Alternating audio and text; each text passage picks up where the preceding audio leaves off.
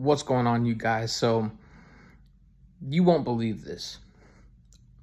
Jermell Charlo, Keith Thurman, man. These dudes are out here begging for a Terence Crawford fight. And I find this pretty interesting because if I recall correctly, some years ago, when Terence Crawford was getting blackballed and all the propaganda that was out there to pretty much diminish Bud Crawford and what he's done and how he's undeserving of these fights with the welterweights. You know, he's a bad businessman, so on and so all the stuff we heard. Two of the main guys to really spread that propaganda were Keith Thurman and Jermell Charlo, right? Keith Thurman, I don't know how many times he went up on an interview and just totally disrespected Terence Crawford. Went as far as to say that he doesn't even view Terence Crawford as a champion when he had the WBO belt at welterweight, right? He said the WB no belt. I don't want the WB no belt. I don't recognize that as a real sanctioned belt. Crawford's not a legitimate champ. Nothing impresses him about Terence Crawford, right? He's not interested at all in the fight, right? This is what he said. He said they can entice me, but I don't know how they would entice me to fight a Terence Crawford. Meanwhile, when Terence Crawford first moved to 147, that was the fight he was looking for, was a Keith Thurman fight. That was the number one guy that he mentioned, and he viewed Keith Thurman as the guy at welterweight. I believe at this time, Keith Thurman was a unified champion. He was coming off of beating a Sean Porter, a Danny Garcia, right? He ducked Spence, but Terence Crawford viewed Keith Thurman very highly as a fighter. You know, he wanted that fight. But Keith Thurman did nothing but disrespect and discredit Terence Crawford. And same goes with Jermell Charlo. Jermell Charlo, like Keith Thurman, did multiple interviews bashing on Terence Crawford, right? If I recall correctly on that too, he did an interview saying that Crawford ain't accomplished nothing, dismissed him being undisputed at 140. Who'd he fight, right? He ain't did shit at 154, so why would I fight him?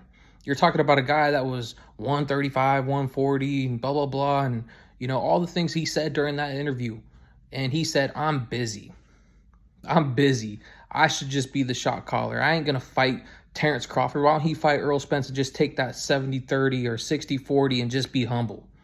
He ain't did shit in his career. When was the last time he fought and who did he fight? All this stuff, man.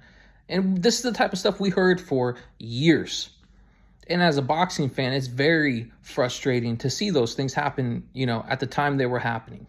Because you got the guy who is arguably pound for pound number one, right? In some people's eyes, they didn't view Crawford in that light. But to real boxing fans, real guys who knew the sport and what they were seeing when they watched Terence Crawford fight, there was no question that was the pound for pound number one guy immediately after Andre Ward retired. Not Vasily Lomachenko, not these dudes that, you know, they pumped up and promoted like no other. It was Terence Crawford, right? But these two dudes in particular are now out here begging for a fight. All the stuff I just said about Jermell Charlo, now he's saying things like it would be an honor to step in the ring with the Terence Crawford. He would be honored to share the ring with Terence Crawford. And Keith Thurman saying some corny stuff like, well, you know, he went undisputed at 147, but he didn't see one time. You know, all the corny stuff that Keith Thurman says. And it's just not those guys. I mean, you got to give respect to Earl Spence and Sean Porter because these are the two dudes from that side that stepped up to fight Terence Crawford, right? And if Earl Spence didn't do what he did, then who knows if Terence Crawford is the star he is right now, right? That win catapulted his career like no other, you know, and it was a fight that it should have happened. It's not like Earl did him a favor. He should have gotten the ring with Terence Crawford, right? So I'm thankful we got that fight. But Earl Spence, Danny Garcia, all them, Yordenis Ugas, all them welterweights, they all played a part in the propaganda that was put out there during the time when Crawford was the WBO champion. They didn't want to fight him. They didn't want to give him the opportunity. And if you look at Those two dudes now that I mentioned, Keith Thurman, and Jermell Charlo, they've been on the shelf. They've been on the shelf like these last few years. The last time we saw Keith Thurman was in the ring was against Brock Jarvis, a dude I think that fought at 140 that he brought up to 154. Danny Garcia recently did the same thing, and he's talking about retirement, right? Jermell Charlo, last time we saw him, he got beat up by Canelo and went out like a buster. Earl Spence, we haven't seen him since he got destroyed by Crawford. Sean Porter, we haven't seen him since he got stopped by Crawford. Two of those two dudes just got retired pretty much by Crawford. We haven't seen Earl Spence. There's been talks of a potential comeback, but we've yet to see it. We've yet to see it, right? Urdanis Ugas, he got beat up by Mario Barrios, the weakest champion in the history of the sport. So if you just look at PBC as a whole, right? Where are they, bro? Where are they? I don't even know if Tank is claiming PBC. He's fighting on MVP promotions with Jake Paul. Right? I mean, who else are they representing? Who else do they have on their roster? David Benavidez, he's on a Riyadh season card. Those were the two guys post Crawford destroying everybody. Where are they?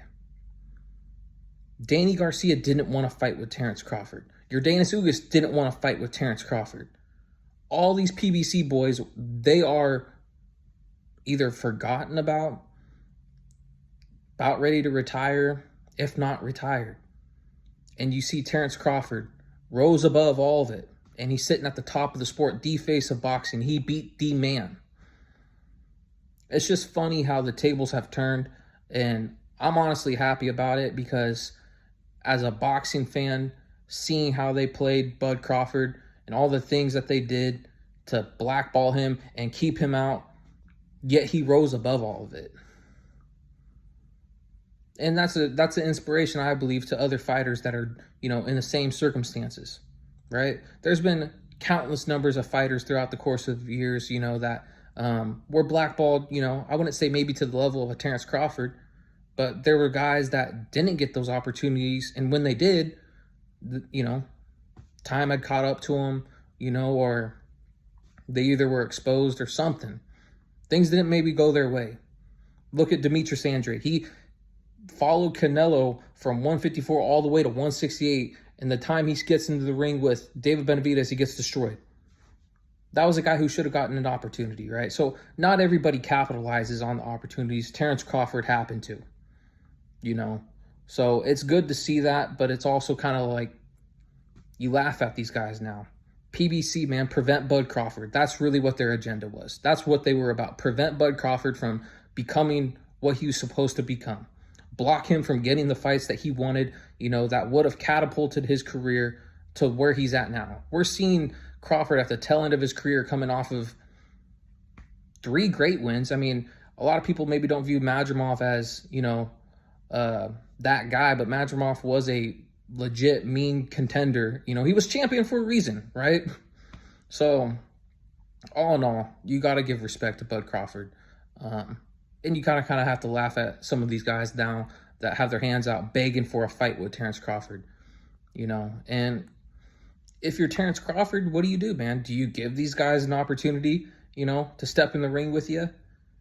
Even though they didn't give you those opportunities, you know what I'm saying? What do you do in the shoes of Terence Crawford? Me personally, I probably wouldn't give those guys an opportunity. One, because what are they bringing to the table now? Keith Thurman ain't a champion. Jermell Charlo ain't a champion. Danny Garcia ain't a champion. Why would you fight those guys? Just for namesake, just to beat them up because they, blackballed you back in the day? Maybe.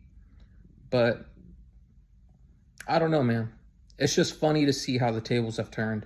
And I'm looking forward to see where Terence Crawford goes from here.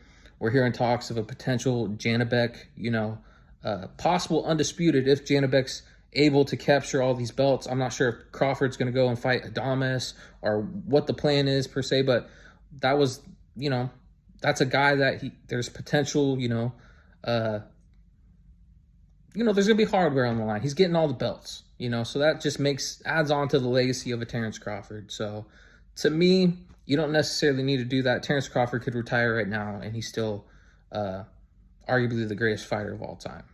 But those are my thoughts, man. If you're Terence Crawford, what do you do? Do you give these guys an opportunity, or do you just leave them where they're at and forget about them? Let me know. Hate, like, comment, subscribe.